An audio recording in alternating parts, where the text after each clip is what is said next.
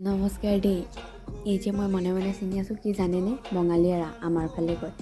খুব বেলুন ফুলাব পাৰি যে, সৰুতে খুব ফুলাইছিলোঁ। আজি বহুত দিনৰ মূৰত ফুলাই চালোঁ। আৰু তেনেকৈ থাকোঁতে মোৰ মনলৈ এটা ধুনীয়া চিন্তা আহিলে, কি খোৱা যায়? আবেলিটো সেমেকা আছিল, সেইকাৰণে ভাবিলোঁ পকৰি আৰু চাহ। গৈ পালোঁ বাৰ ঘৰ।